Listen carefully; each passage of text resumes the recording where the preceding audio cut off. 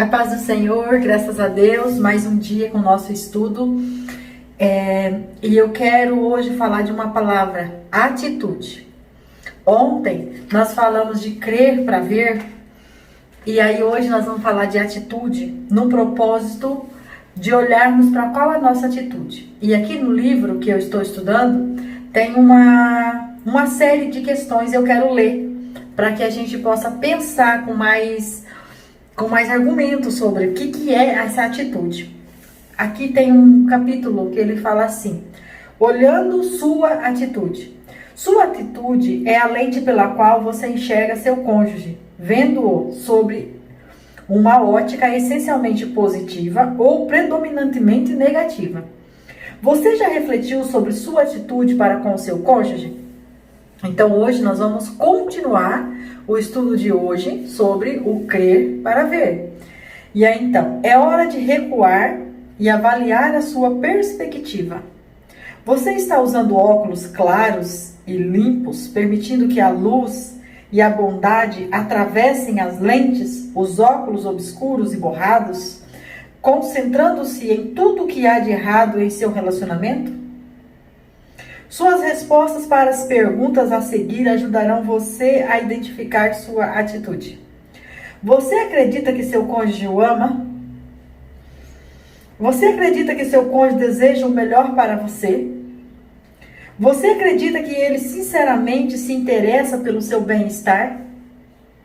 Você observa mais as qualidades ou os defeitos de seu cônjuge? Você dá mais ênfase às qualidades ou aos defeitos do seu cônjuge? Você gasta tempo elogiando e motivando as qualidades do seu cônjuge? Você ora por o seu cônjuge? Que palavra melhor descreve sua atitude para com o seu cônjuge? Então, aqui o autor faz 8 perguntas acerca da nossa atitude, acerca do nosso cônjuge. A nossa atitude, como nós estamos olhando, como nós estamos vendo, isso vai fazer a diferença nos nossos sentimentos, nas nossas emoções, naquilo que nós vamos entender que está acontecendo. Então aqui ele segue dizendo: após responder essas perguntas, reflita no que aprendeu. Então é muito sério. Quando a gente fala assim, eu já fiz tudo o que deveria fazer e ainda vai. Aí tudo. Esse tudo é o quê? Então, quando pergunta aqui, normalmente quando alguém fala, eu já fiz tudo. E quando você pergunta, quanto tempo você investiu em oração acerca disso? Aí a pessoa dá uma refreada, uma recuada. Sim, porque fazer tudo, às vezes, significa não fazer nada e ir para o trono da graça de Deus, reivindicar uma estrutura emocional de acordo com os padrões do Espírito Santo de Deus, para que ele possa convencer primeiro eu, primeiro você, para que depois você passe uma atitude que o outro possa entender que você está desejando o melhor do relacionamento. E isso é muito difícil, porque no meio do conflito, o nosso desejo já é ir para cima e tentar, só que essa tentativa, ela pode ser muito prejudicial, porque ela pode ser precipitada e com certeza ela vai cheia de julgamentos e pré-julgamentos. E isso não leva a resultados positivos. E eu quero então aqui dizer, se você, que está escrito aqui também, se você não tem certeza de como o seu cônjuge realmente se sente, verifique suas percepções com ele. Então não custa nada quando eu falo diálogo, conversa, pergunta, explana sobre você, fala os seus sentimentos. Então você vai chegar para ele ou para ela e vai começar a dizer, olha, hoje, ou nessa situação, eu me sinto assim, assim, e você tem dado motivos para eu me sentir assim, por causa disso e disso. E a pessoa vai dar uma explicação. Ou então, se você de repente já falou tanto conforme você se sente, então, e a pessoa não entendeu, Então você para de falar conforme você se sente e começa a perguntar para a pessoa os motivos que ela tem para agir daquele jeito. Então, por exemplo,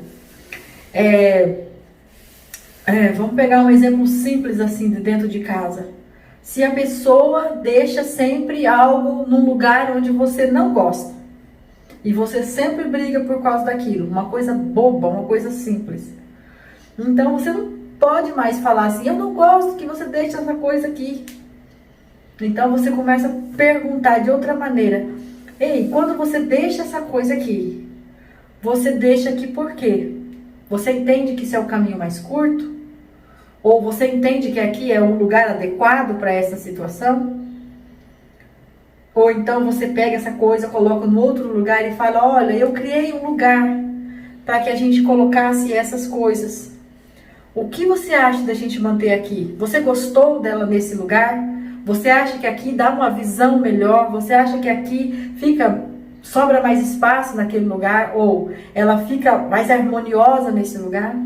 Gera uma estrutura totalmente diferente. A pessoa começa a ver com outro óculos a situação. Você começa a pôr uma outra embalagem no mesmo produto, fazendo com que a pessoa comece a ver que você não está a fim de brigar, mas que você precisa que aquela situação seja resolvida. Então, assim, é complexo, Se você me perguntar, você consegue fazer isso o tempo todo? Não. Então, assim, mas estou tentando, estou procurando, estou olhando, tentando o tempo inteiro olhar com os óculos, com as lentes mais limpa possível, tentando avaliar o outro lado, o que está pensando, como está pensando, e sempre, sempre, sempre perguntando. E eu descobri uma coisa no meu processo de aprendizagem, que quanto mais eu pergunto como ele se sente, mais eu aprendo sobre como eu me sinto. Porque quando ele se expressa de como ele se sente diante daquela situação, eu consigo ter empatia por aquele sentimento. Então veja, isso é muito importante. Eu tenho aprendido isso com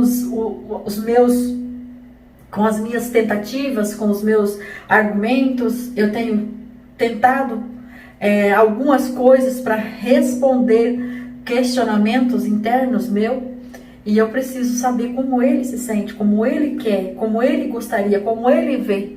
E quando ele se expressa, isso responde muitas vezes os meus questionamentos. E isso muitas vezes me ampara, isso muitas vezes me socorre, isso muitas vezes me fortalece. E eu sei que para ele isso também significa muito, porque ele vê que eu quero saber dele, que eu não estou querendo falar de mim, mas que eu estou querendo saber como ele está, como ele se sente, como ele quer, o que ele pensa a respeito daquele assunto. E isso faz muita diferença. Eu quero muito que o Senhor Deus nos ajude nesses dias de propósito, que o Senhor Deus abre realmente os nossos olhos, porque existe muita coisa boa no relacionamento. Existem muitos frutos maravilhosos para colhermos no nosso relacionamento. Mas existe também um que é inimigo de nós e que não quer que isso aconteça, e que quer usar exatamente aquilo que é um dos maiores feitos de Deus, que é quando uniu um homem e uma mulher com propósitos tão diferentes, com personalidades diferentes, com estruturas diferentes emocionais, para que juntos formassem uma só carne. Quando Deus fez esse projeto, Deus fez porque realmente funcionaria, porque realmente daria certo, porque realmente gera alegria, gera contentamento, gera satisfação da alma, gera alinhamento na estrutura, na realização do ego. E aqui ele fala assim: com frequência digo aos meus que o que você acredita ser real em muitas situações passa a ser a realidade. Se você tem a percepção de que seu cônjuge está contra você, é provável que assuma uma posição de adversário contra ele. Se você, porém, o vê primordialmente como alguém que está do teu lado, provavelmente terá uma atitude positiva para com ele. Então veja, se eu sei que eu estou diante do meu adversário, o que eu faço? Eu já fico armada. Então, quando essa pessoa fala para mim uma palavra que eu tô entendendo que ela tá me acusando, que ela tá me desrespeitando, mas é porque eu já me posicionei como um adversário. Então, certamente eu vou responder à altura daquilo que eu tô pensando. Mas se eu pensar que não é meu adversário, que é meu parceiro, que tá falando porque quer contribuir comigo, porque quer entender o que eu estou passando, ou porque quer se aliançar comigo num projeto, num processo, numa atitude, numa tarefa, então eu vou olhar com outros olhos. E não tem problema nenhum também eu dizer não, agora não posso ver isso com você, desde que isso seja com respeito e seja projetado um outro horário. Amém? Então hoje é a nossa tarefa, a nossa palavra é atitude.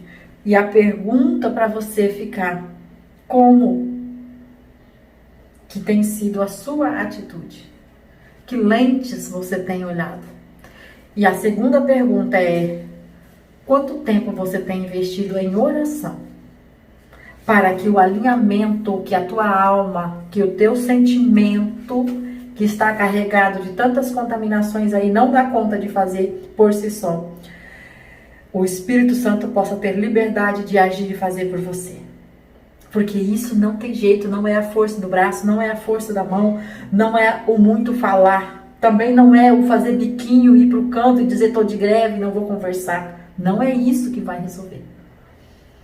O que vai resolver, 90%, com certeza, sem medo de errar, dos conflitos emocionais que está aí dentro da tua casa, dos conflitos